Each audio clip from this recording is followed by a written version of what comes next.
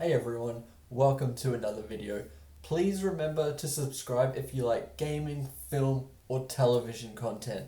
Today, I'm going to be doing something a little bit different here because last week I bought my first ever Xbox, so let's get into it. In terms of gaming, I've always been a PlayStation guy, and to this day, I still prefer PlayStation due to how compelling all the exclusives are. And I've just gotten so used to seeing it that pretty much by now, I will always get a PlayStation console as soon as the next one rolls out.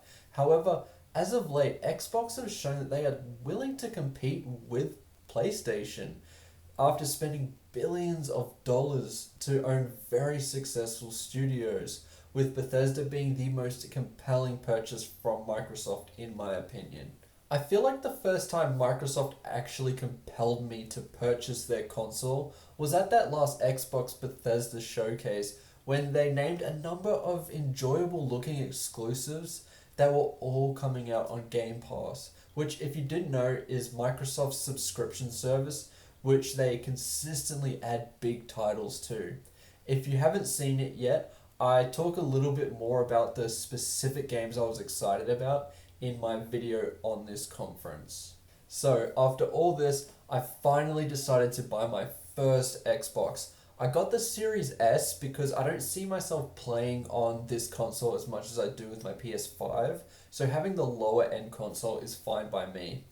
I think this is actually one of the more fascinating consoles out there in this generation because of how it attempts to be a more affordable version of next generation gaming. However, because of this, it doesn't have a lot of the features provided, and these features are genuinely noticeable. Before I start going into the specs of this console, I just want to talk about its appearance and how it fits in a living room setup. This console is marginally smaller than the other next generation consoles, which I think is good as it doesn't take up a whole lot of space. It fits nicely under the TV and it looks good either standing up or lying flat. I also love the look of the console. The whole ventilation system looking like a sort of speaker is an interesting design, which is something I have to praise all of these consoles right now because they just all look so distinct and unique. Now, in terms of actual processing power, it has a lot for its small size, which is why this console is surprisingly heavy. The Xbox Series S is made for people who just want to solely use Game Pass as it is a digital only console that does not take discs. I have usually been against this notion because I absolutely love physical media, but I am happy having physical games for my PlayStation ones and digital only for my Xbox games, so this works fine with me. This console has a measly 512 gigabytes of space, which I managed to download around 10 to 13 games on it, depending on the size of these games. I had a combination of big AAA games and a couple of older games that didn't seem to take up too much space. This console has been advertised as being able to reach 1440p, which, if you didn't know, is one step down under true 4K, and it can reach up to 120 frames per second. I would say that is mostly inaccurate from my experience. This console on average can run at 1440p at 30 frames per second or 1080p at 60 frames per second depending on the game. In comparison to something like the PS5, which has faster load times than this console and can reach 4K at 30 frames per second with occasional ray tracing or 1440p at 60 frames per second. While footage on YouTube can't really distinguish the difference when you're playing both consoles, the change is very noticeable in person. Actually, there's a big difference. From what I have seen as someone who hasn't really played the Xbox One at all, it looks like the controller has been pretty much left unchanged due to it getting a lot of great feedback. However, after playing the PS5 and as someone who much prefers using the PlayStation controller, I think that PS5 controller is leagues better than the Xbox Series S controller. The Series S controller doesn't have the resistance triggers or the haptic feedback that the PS5 controller has, and after playing with that controller for a while now, the change is also very noticeable. It also seems very baffling to me that Xbox hasn't made their controllers rechargeable yet. I mean, sure, you can purchase a specific rechargeable battery for it, but seeing as PlayStation has always had a rechargeable battery since the PS3, I think that is a little disappointing that Xbox still doesn't automatically have that in place in their controllers. The menus also seem a little more clunkier. I think the PS5 menus run really smoothly, and Xbox has a terrible frame rate, and if you're trying to access something midway through playing a game, it always delays a little to the point where I push the button again because I don't think it worked the first time. Damn it, why would it work?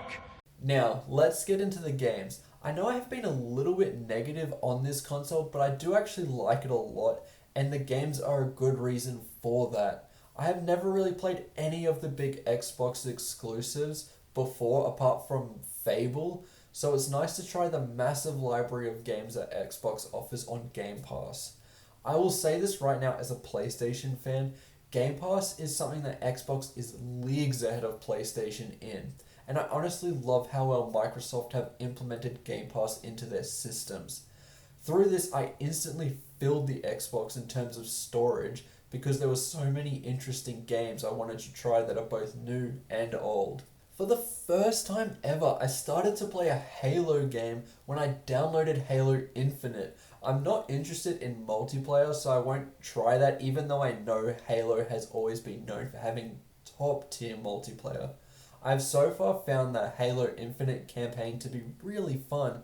It's not perfect and doesn't match up to something like God of War or The Last of Us, but it is still some very solid fun.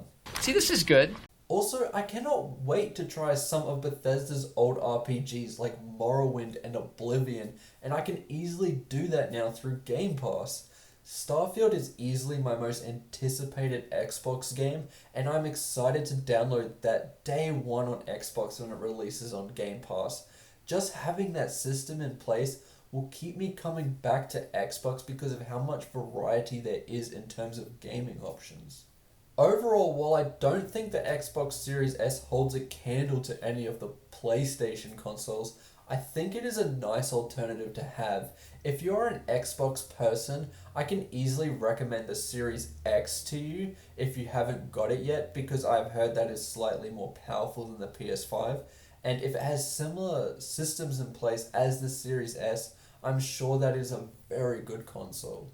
If you are someone who is in my position who doesn't see Xbox as their primary console, but still wants to dive into Game Pass as well as try all the new Xbox exclusives releasing, then I don't think you can do much wrong with the Xbox Series S. It is a cheaper, more accessible option that is still able to run all these next-gen games.